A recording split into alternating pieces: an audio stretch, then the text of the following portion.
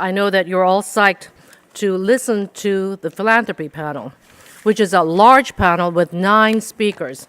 And I want to introduce you to our moderator, whom all of you probably know very well, Betty Liu.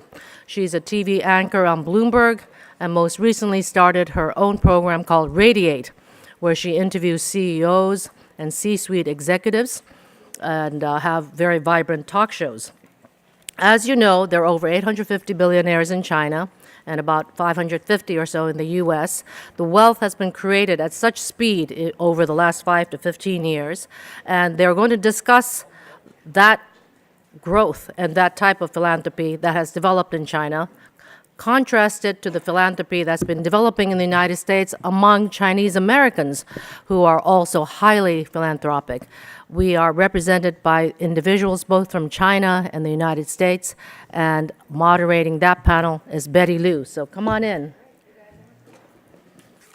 Let's give them a round of applause. Thank you so much. Thank you. Thank you, Anla, for that terrific introduction. And as our panelists are coming on stage, I wanted to thank everyone for coming today, for SupChina for inviting me to host this great panel, and also to all of you for trudging through the snow to get here today. I know it probably wasn't, I have my snow boots on, so I know it wasn't terribly easy. As Anla was mentioning, this is a pretty big panel, probably the biggest panel that I've ever moderated. So, so I'm going to try to do my best to, I think it's probably, I'll have to do the controlling, right? Like to do the, do the whip. Okay, so what I thought I would do with this panel, because it is so big and we want to cover so many topics, is we would split it actually into talking about philanthropy first through the eyes of, I guess you would call them generation 1 is how we've been discussing it on this panel, is sort of the generation that is now and has been doing philanthropy over the last several decades. And then really talk to Gen 2, right, the upcoming generation, and how they're viewing philanthropy through their eyes, and what sort of things are they doing that are the same and also different. So I'm going to spend the first half on my left and then the second half on my right. And then I'll try to wrap it all up together with a few questions. So let me first start off, though. Anla gave that great introduction, but I would love the 4 of you on the Gen 1 side to just quickly introduce yourself, what you do, in just 1 or 2 sentences. So John, would you like to start? Sure. I'm John Long, and it's really great. Thank you, Betty, for being here and hosting this. Our Family Foundation is involved in a number of projects across religion, education, research, and culture. But one of the projects that we have been actively involved in is the Global Chinese Philanthropy Initiative. GCPI is what we call it. And we have produced a report, and I hope I can share a couple of findings with you on that. Great. I'm Lulu Wong. I'm a native of New York City, originally from Shanghai. And our family foundation has been really focused on 2 pieces, education and the arts.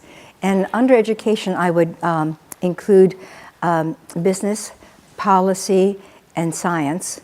And under arts, mostly the fine arts and decorative arts rather than the performing. And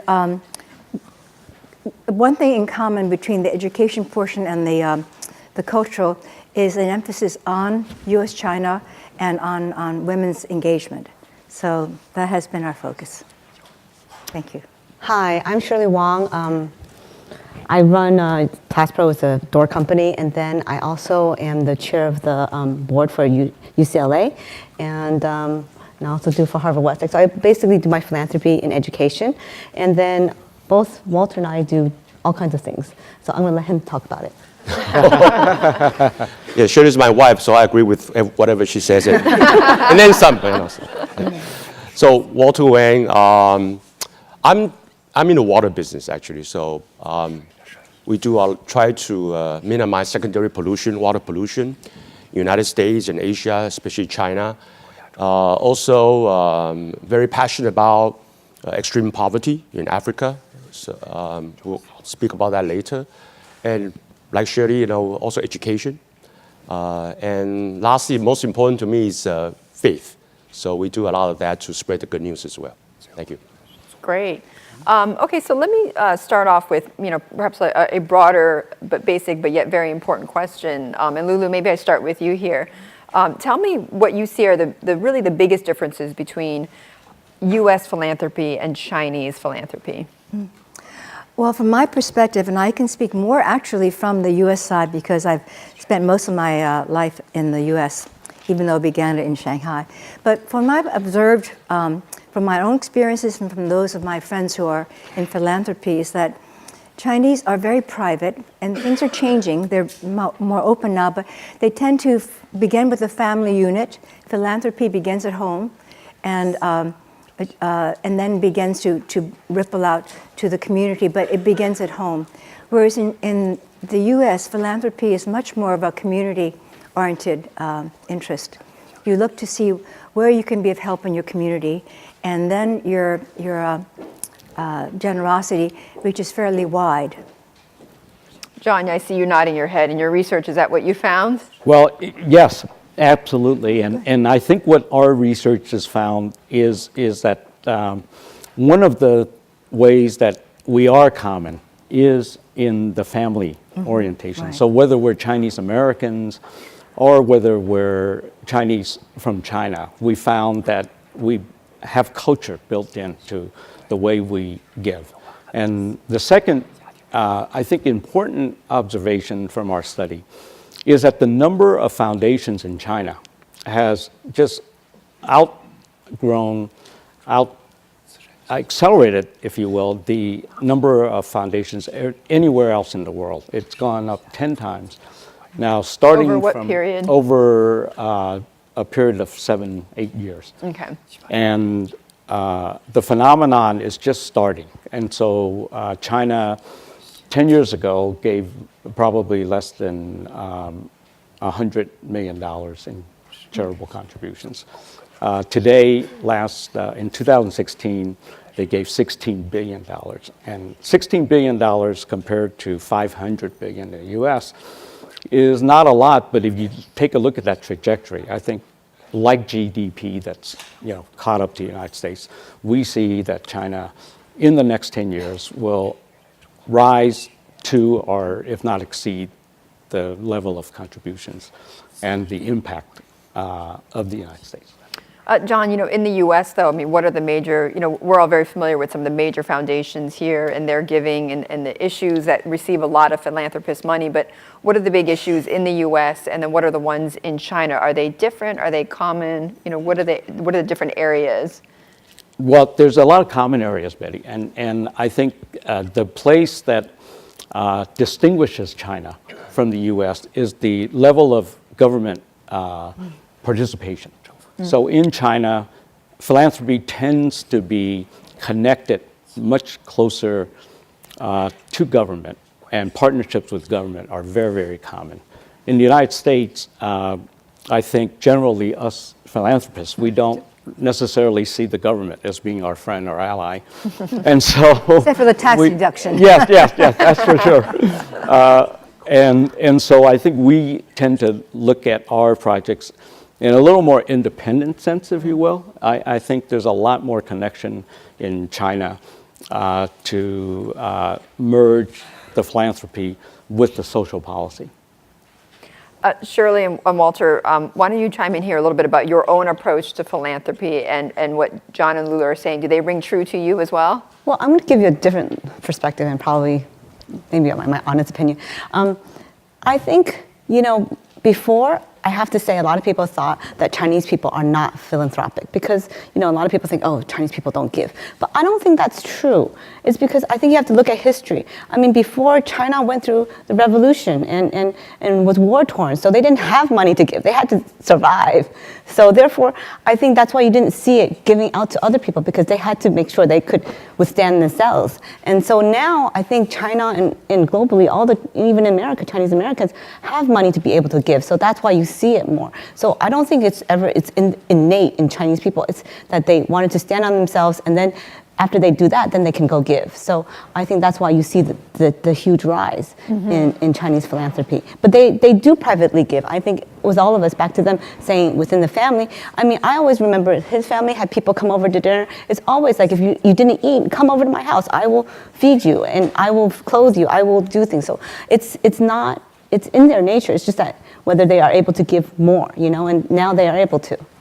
But is there some truth, though, to I guess the view sometimes that that Chinese culture or the fact that there's a lot of focus on the family or giving to your circle, immediate circle, versus the giving to the society at large? Is there any truth to that view at all? I don't think that's true, because I think it's maybe it's Confucianism, or it's that you stand on your own first, you help yourself, and then be able to give. And I think right now we're able to give to others. I mean, even in his family and my family, we always brought people outside of our family and outside of our circle to come and eat if we had to, or give to people so that you can help others. So it's innate. It's just that, are we able to at this point? We don't want to be not giving when we can't and asking for something. We want to be able to stand on our own. So I would just, if you allow me to add the statistic to that, which is the Chinese philanthropy, one of the main drivers of philanthropy is education, as some of the younger generation will point out. So it is to others, and that is, as Shirley said, really a myth that we want to dispel. We want to, and the research has shown that Chinese are contributors. We are statistically equal to, if not exceeding, the national average of giving as a Chinese American.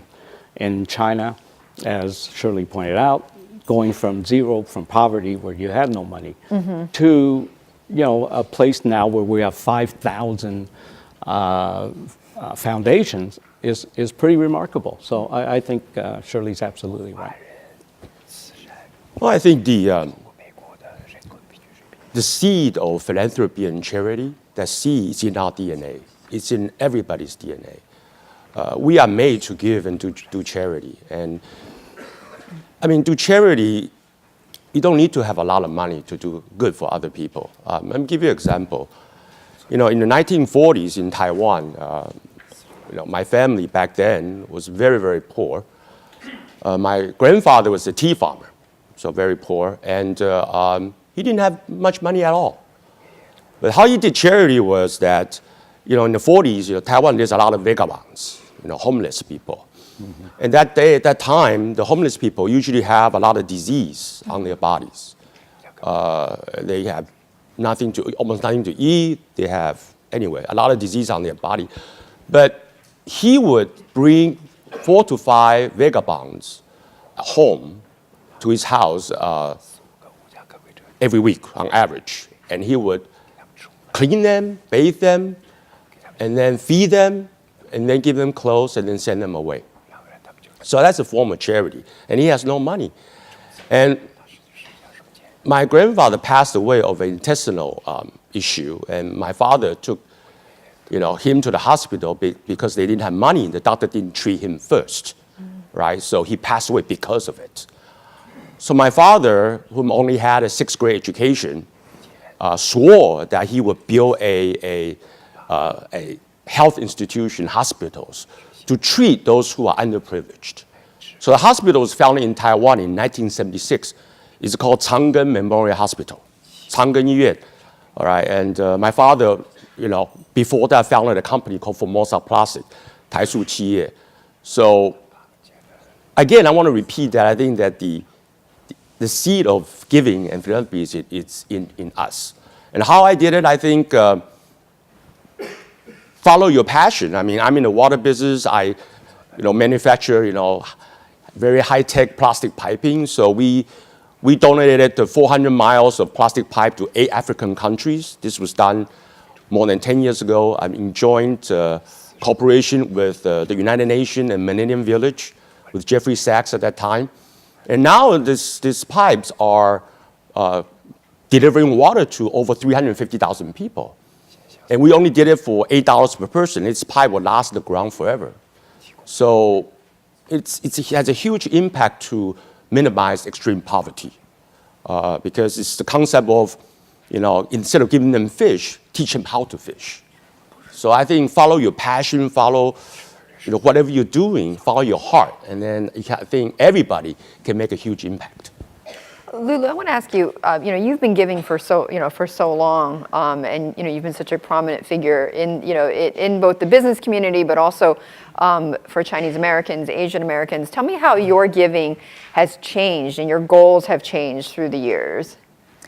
I think the change has been primarily from the so-called Chinese style to the Western style, because when we began to be involved in philanthropies, my husband particularly is very private, and we would often give anonymously. We didn't want to have our names on the buildings or names publicized. We just gave and supported the causes we felt needed to be supported. But then my alma mater, Wellesley, we made a significant gift to fund their campus center. And they said, if you allow us to publish your name, it would be such a wonderful proclamation that women can give. That is not just the men who give, but that women can give too. It would be the largest gift ever given to women's college. And my husband reluctantly said, all right, if they need to use our name, that's all right. But it was a blow for women. And it was so these leadership gifts do make a statement. So in this case, we give not only our money, but we give our reputation, our credibility, and our values. And so we began to allow our names to be used more often, whether in support of Asian American issues or women's issues, or just good business issues. Did that have any downsides, though? Did everyone start coming to your office then, asking for donations? It did, and I think that is a downside, and every one of us finds some way to manage it in a way that's gracious. Right. And I try to, when I try to mentor young people in philanthropy, I try to do it in groups of getting together and talking about things rather than one-on-one, because there isn't the time to do the one-on-one that I would like to do. Shirley and Walter, I'm curious, because you've also have a very long history of giving. How has your giving changed as well? And what are the biggest challenges that you find? So I have to say, we get, like everyone here, they get a lot of things people sent to you, and they're asking you to, donate to this cause, and they're all great causes. I mean, none of them sound bad. But, and one day, I have to be honest, I was thinking, gosh, this sounds good, that sounds good. I was like, God, why don't you just tell me, what is your top 10? And I'll just donate to that. But then I think it dawned on me, and maybe God was telling me, is that, you know what? Everybody has a different passion. Every single one of us here have a different passion, and He made us special and made us have an issue that rings a bell to us. And just like my sons and my daughters, they're going to a third generation retreat and trying to understand what they want to do with the trust and what the money they want to do. And as I was going to tell the second or third generation, is that, when you get them involved, you have to come down to what is your similar interest, what is your passion. Because if you donate to, everybody's individually like, I want to donate to this one, and sometimes that can disunify the family, because your interest and that interest could be in opposite ends. And that is something that I would caution everybody to work together. If you're a family, to work together, find your similar interests. And so I thought was very cute is that all the third generation in our family had eczema. And they said, oh, let's donate to the National Eczema Society so we can solve this issue. But that's a way of saying that's how I think God has given us different issues to be passionate about, right, and to work together to solve it. Well, I think, human beings, we grow walking through trials and tribulations. I may be born in a very wealthy family, but my father gave us no money. So we had to work hard. We had to go through the process of building and through hard work. So I think through the trials and tribulations, we learn, how to give. What is the effective way to do the right thing? Before I had fourth-stage cancer, and I had fourth-stage cancer about 12 years ago, and the doctors only gave me 1 year to live. Before the cancer experience, we did give, but it was very focused. Quality is important, but it was not too much in terms of efficiency and emphasize on efficiency and quantity. But after cancer, once you face death, life is really truly precious. My goodness, the time on this earth is truly precious. Human beings' lives are truly precious. So, we try to find ways to give so it will affect more masses, more people. So that's why we gave pipe to Africa, or we give pipe to China and Thailand and so forth, and then we support Dr. David Ho's China AIDS initiative. Provide medicine for the children and for the women and so forth. So just the focus and how I look at life now is just very different, and we try to do as much as we can. But again, to me, quality is important, but masses and quantity is also very important. Well, but that's an incredible story, though, Walter, that you just told us on the stage here. That's amazing. John, I'm curious a little bit about we have people like Lulu and Shirley and Walter, who sort of bridge right between the U.S. and China in many ways. Is that helpful in bringing more, or is that even a goal, bringing Chinese philanthropy or Chinese foundations or Chinese money into the U.S. for U.S. causes and vice versa? Is there any of that kind of flow between? Well, there has been a lot of flow of Hong Kong money coming to the United States, but our project, the initiative, that wasn't the goal. The goal was really to understand and explore, if you will, the differences and the commonalities between Chinese Americans and Chinese in China, and then greater China. And as we'll hear from the second generation, the differences are less than the similarities and the culture. So the goal was really to expand, to raise awareness of, as Lulu said, of Chinese around the world, not just Chinese Americans, but Chinese around the world as givers and not just takers. And that's our report demonstrates and clearly analytically shows that. And the second objective is to expand this philanthropy, and hopefully we'll hear from the second generation their ideas on how to expand the area of philanthropy and how they approach philanthropy, which is a little bit different than I think the way we might look at it, because clearly the first generation, the resonance is that you have to make the money in order to give the money away. Well, I think what we're going to hear and what I've heard in talking to the second generation is that it's a much more holistic. There's a way to perhaps tie in the making of money with social impact, with social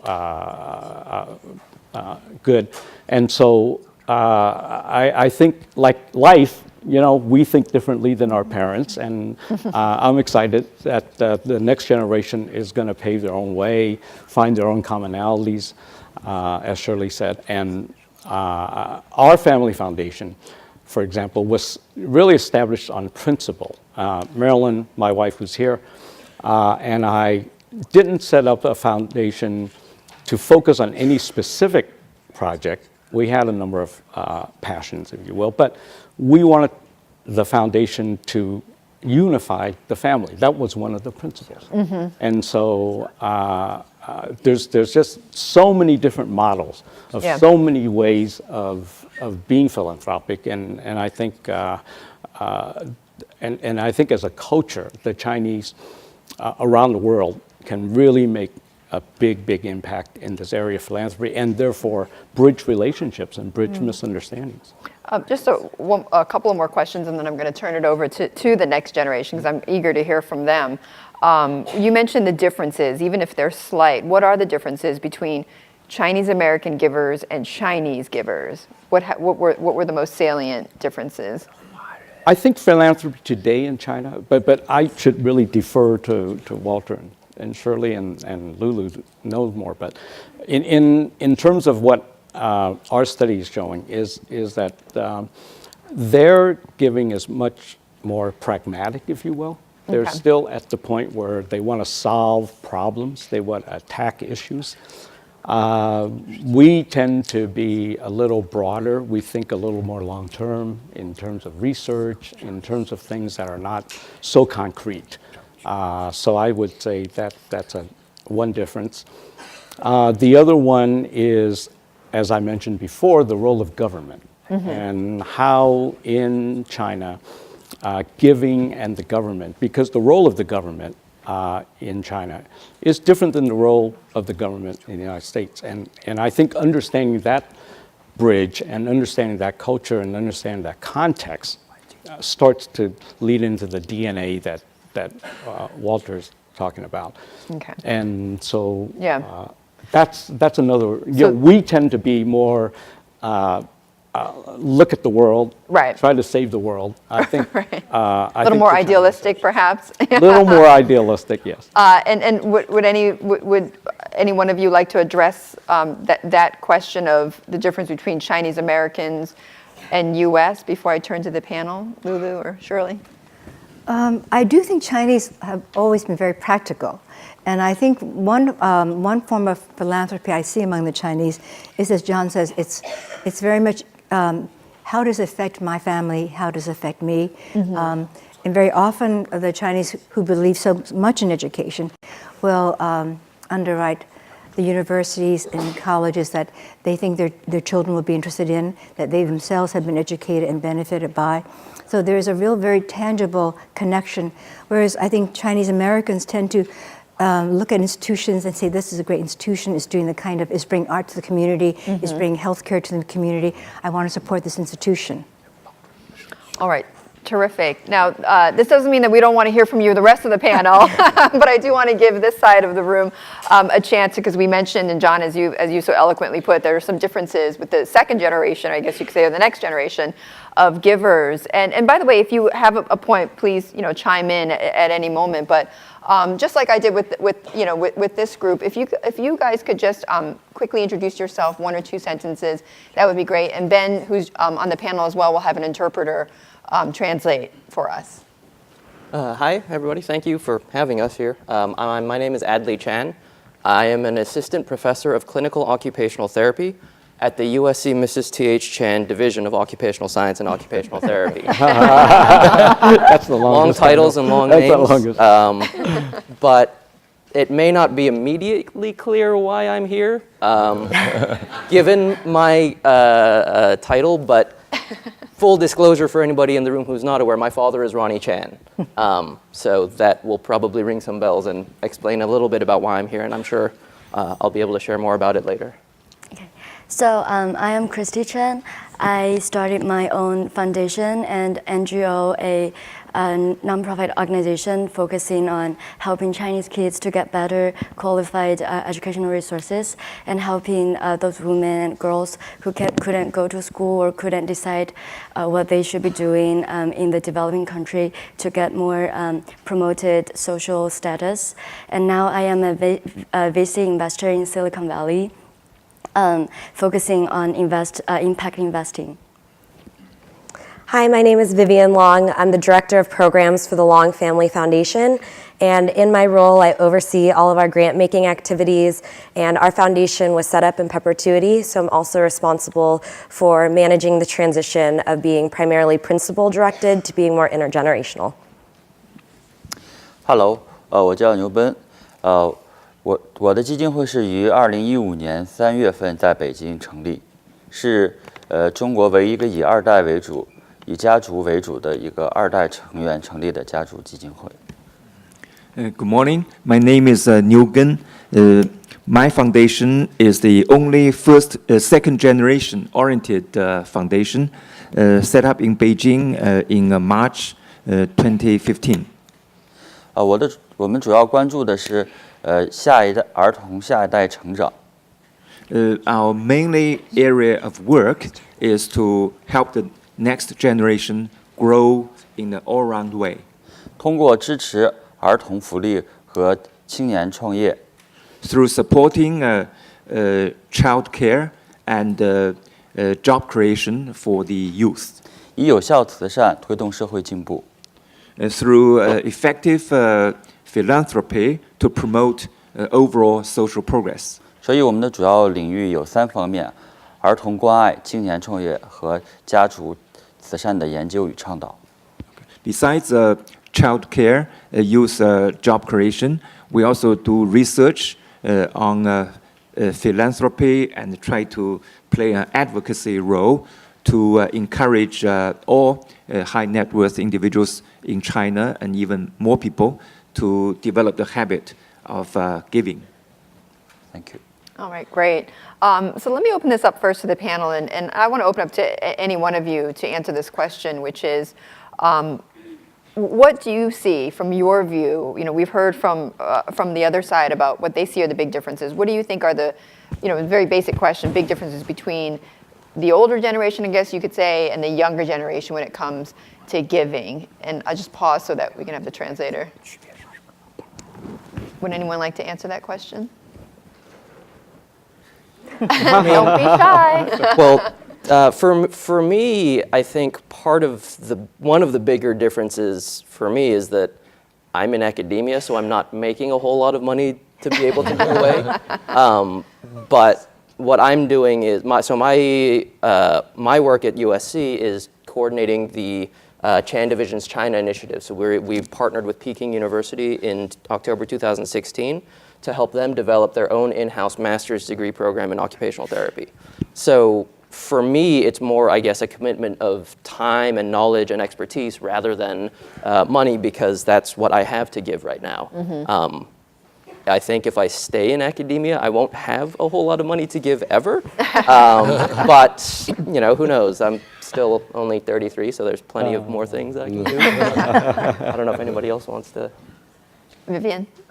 I think one of the big changes, and some of the other panelists alluded to this, is just that there's not such a big divide between business and philanthropy. I think we're seeing it become more integrated, and I think, I'm not sure if many of you had a chance to read the New York Times letter by Larry Fink, the CEO of BlackRock, but he essentially said that social responsibility is going to and continue to be a huge part of corporations, and he really encouraged and a little bit demanded that. And so I think that we have already started to see that trend in this generation, and things like impact investing, the growth of CSR, and just things as simple as when my parents' generation, or even 30 years ago when you were applying to college, community service, philanthropy was not part of the application, and now every college applicant has to demonstrate that. So I think that's been a big shift. Christy, how would you characterize the differences, and also some of the things that you heard on the panelists from this side about some of the key differences they see between generations, but also between U.S. and China philanthropists? Well, I think when I first started my organization, it has been really hard to set up a foundation in China in 2009. And especially unlike some of us second generations, I don't have a family foundation of social welfare or a philanthropic foundation to carry on. So I had to start it on my own. So I feel like it has been progressed, but it wasn't as easy as it in United States to start your own NGO or foundation.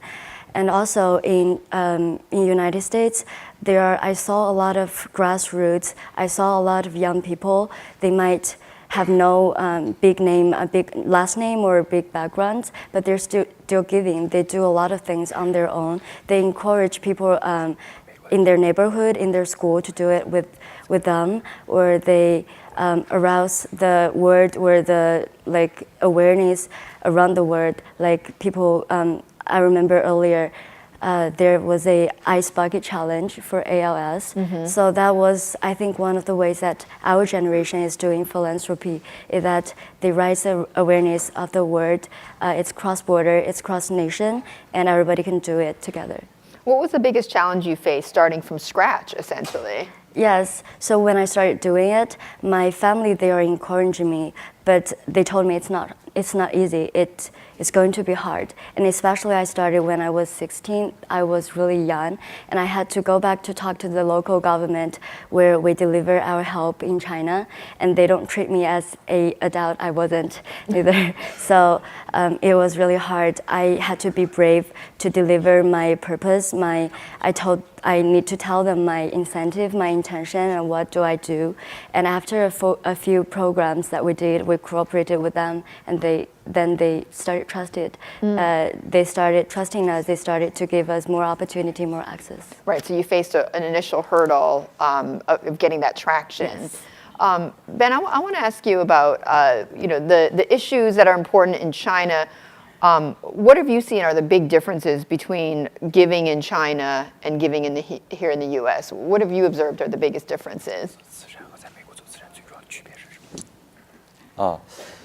在中国呢，做慈善跟美国有很多的不同。首先是从注册上面就不同，在美国没有非公募及非公募，但是在中国注册的话，他要问你注册的是非公募还是公募基金会。There are many differences between the United States scene as well as the Chinese scene. First one is registration. In China, there's a public raising of money versus private money. In the United States, they don't ask you for this difference. This is number one. 第二个不同呢，我知道美国他们做项目的时候是行政支出不能超过项目支出的15%，但是在中国呢是不能超过10%。Also, the second difference is in the United States, I heard that the overhead of you doing any project cannot exceed 15%, but in China it cannot exceed 10%. 另外呢，在投资方面，因为捐赠人捐了钱，希望他的钱变得越来越多，这样才可以不停的可持续发展的去做公益慈善。但是在中国呢，投资是有限制的，1级市场和2级市场是禁止交易和投资的。And also, many investors hope by donating some money, their money can grow. But in China, 1级、2级不允许交易，不允许那个做慈善的，用慈善的钱去投资。In China, the money that has been raised for charitable purposes is regulated by the government. It cannot be invested in the primary or secondary market for investment purposes. Thank you. That's very clear. 3 differences. That's great. And jumping from that point, Adley, to you, which is, you know this in a very personal way in many ways between, your father and yourself and your own approaches to giving. Do you see a difference between some of the things that your parents, see as are important issues to support versus you, and what issues that you want to support? Yes and no, I guess. I mean, it's sort of one of the, I would say maybe, if anything, I recognize sort of the value that my father sees in all of his investments, but at the same time, being younger and sort of, right, like Christy mentioned, the Ice Bucket Challenge, I don't think my dad was even really that aware of that. He certainly never mentioned it, ever. Not that says anything about him knowing or not knowing, but right. But it was one of those things where I participated in the Ice Bucket Challenge together with a bunch of my colleagues, and I think it's more that kind of sort of grassroots level, what I can do. If I don't have money to give, then I can raise awareness. I can share my knowledge, share my expertise. But yeah, I think it's more like growth or evolution of concerns rather than a difference, really. At least for me. I'm not sure if the others would agree. Would either of you like to chime in on that? Yeah, I think there's not so much a difference in. I think there are so many more. There's so much more awareness of a broader range of issues in our generation, and I think you know, one of the findings of the Global Chinese Philanthropy Initiative report was that education was the most popular cause of Chinese and Chinese American philanthropists to give to. And in the US, 66% of large gifts were designated to education by Chinese Americans. And by contrast, only 15% by the general American public was allocated to education. So I think that showed a difference in culture, but I think also it shows a difference in generation. I think Gen 1 is really drawn to supporting established institutions like universities or hospitals. And I think Gen 2 is a little bit more interested in innovating new things like what Christy did and really what Adley's doing at USC as well in building things and what New Ben is doing in establishing his own foundation. So I think that's a big difference in approach, but not necessarily in what issues to support. What are just to be clear, what are some of the issues that you're supporting, for instance? So our family foundation has a really flexible 4 pillars. Like my father said, we support religious, educational, cultural, and research endeavors. And when I initially came into this job, it was a little frustrating because so many things can fall under that. I was like, Dad, if we want to support panda research, are you okay with that? And, you know, I think he thought about it and said, well, if you and your sisters agree that panda research is what you should be doing, then we support your family unity and you should go do it. And I don't think if anybody's doing panda research grants, don't send them to us. But I think the point was really principle-based, which was, you know, you're going to have to be making these decisions because we want the foundation to be around longer than we are. And so, you know, when you get to that point, it's really on your generation, the next generation, hopefully, to make those decisions together. And I think, like the first generation said, that family unity, that family unit is really critical to philanthropy and the legacy they want to leave behind. Do you feel also I'm thinking of, you know, as you're seeing, you know, the emerging generation, how much commonality there is between U.S. philanthropists and Chinese philanthropists, or does that widen because, you know, it's just successive generations? I mean, is there, and you know, do you want to address that point? I mean, do you see more commonality with what's happening in the U.S. and with U.S. philanthropists and take your cue from them versus what's happening in China? So, Ben, would you like to? Yeah. 在我认为呢，中国和美国的其实是有很多相似的地方，也有很多不相似的地方。就通过我爸爸的基金会和我的基金会来说，我的基金会呢，之所以成立，是因为我们通过和美国交流之后，因为我知道洛克菲勒有一个 RBF， 所以我才成立了基金会，让我知道了我做公益不仅仅是通过父亲的基金会而做，而且通过我自己的也可以做。There are many similarities as well as dissimilarities between the American scene as well as the Chinese scene.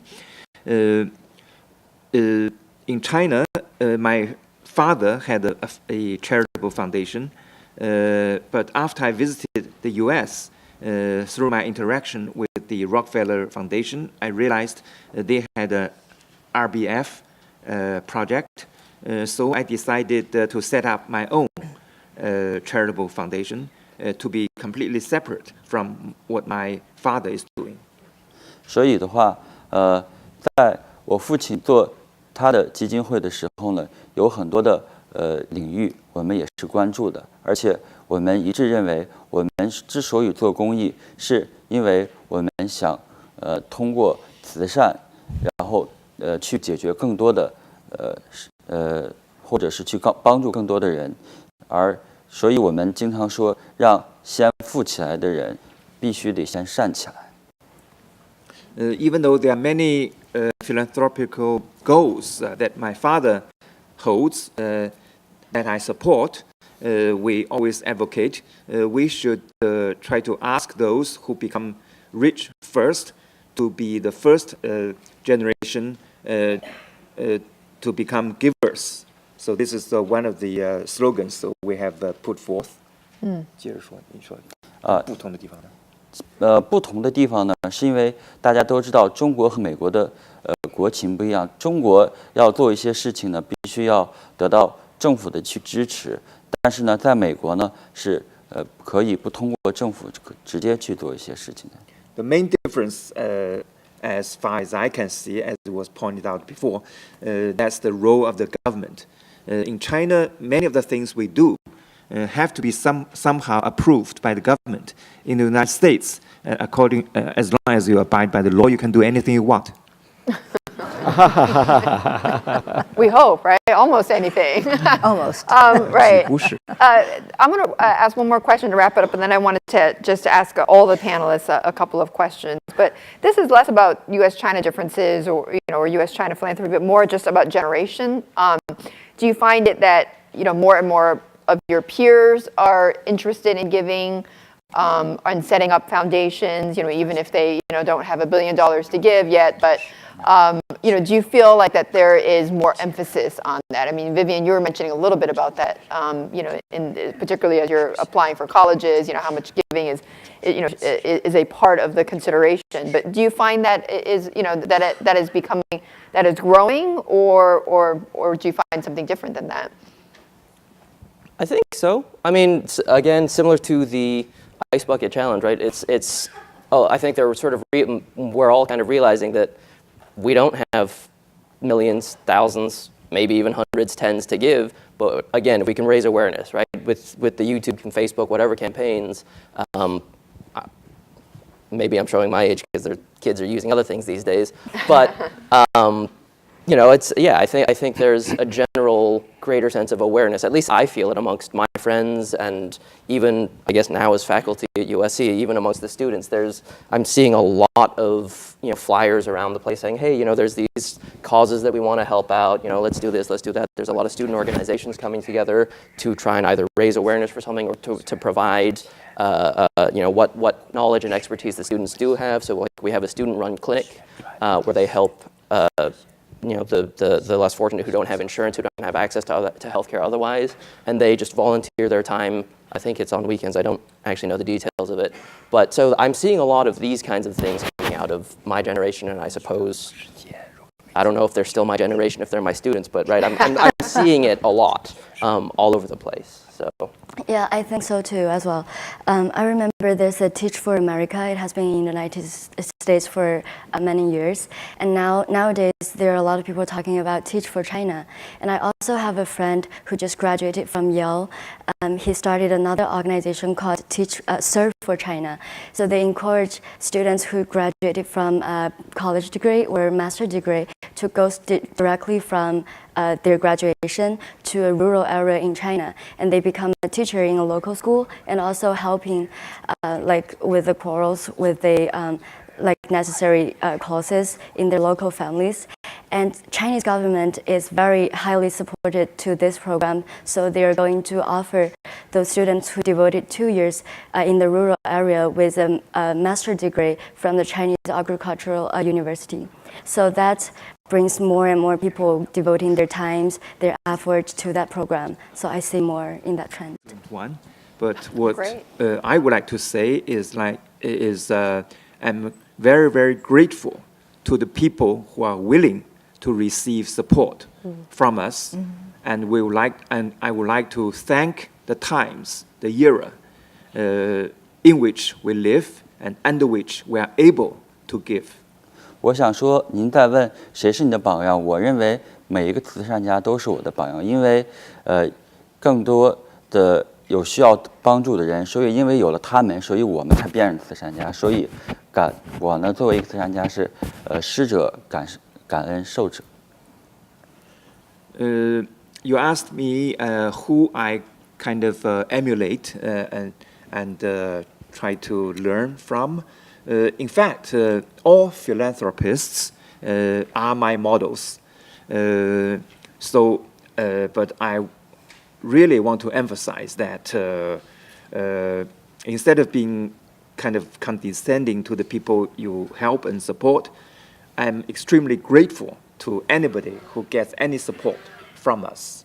虽然我们做的每一个人做基金会或者每个参加做的领域不一样，但是呢，我认为我们的目的是一样的，我们希望通过我们的财富的捐赠去帮助他们，让他们生活得更好，让世界变得更和平。